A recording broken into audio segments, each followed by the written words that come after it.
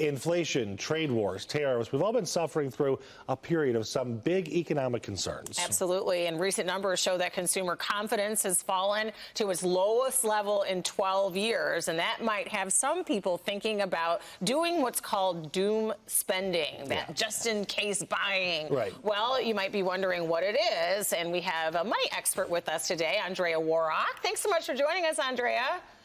Good morning. Thanks for having me on today. And for some people, they may not realize that they're doom spending. What exactly is it? So doom spending refers to this spending habit that is driven by fear and anxiety of the unknowns with our current economic situation and potential recession looming. So some people may be overbuying because they're worried about prices going up, or maybe even just buying because they feel doomed. So why not spend anyway? And it's making them feel better.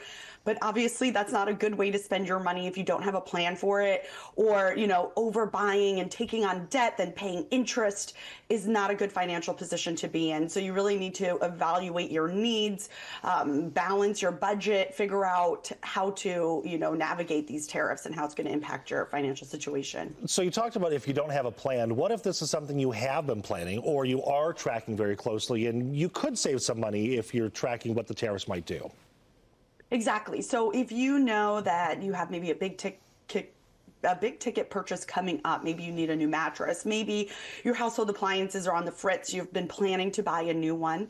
Now is a good time to shop around, because we know that there are plenty of pre-tariff inventory that retailers have to sell, so the prices won't be up just yet. In fact, a lot of products still haven't seen those price increases just yet.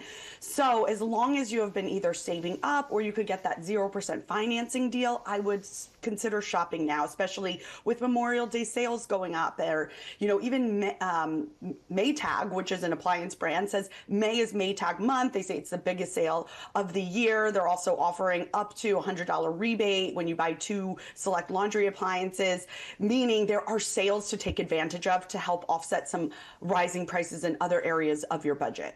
And when it relates to some things that might be a good decision to purchase now because of all the reasons you just said, is it across the board, or are there specific things that we should look for deals?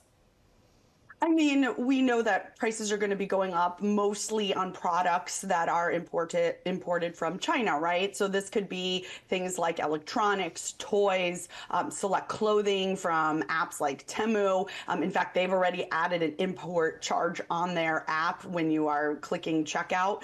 So, certain items like toys, maybe planning ahead for the holidays. Maybe you could pick up a few things now. And this could also help manage your cash flow through the next few months.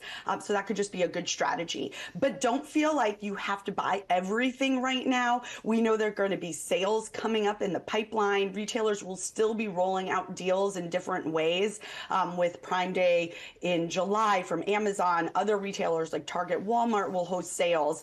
There will be sales through the fall. Right now is also a good time to take advantage of those clearance sales on end of season goods like spring apparel. That could be something you could buy now to prepare for back to school season already.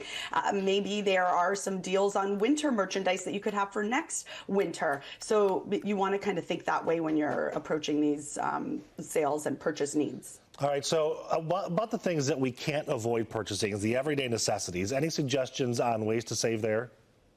Yes. Okay. So stick with store brands. I mean, you're going to save 30 to 50%.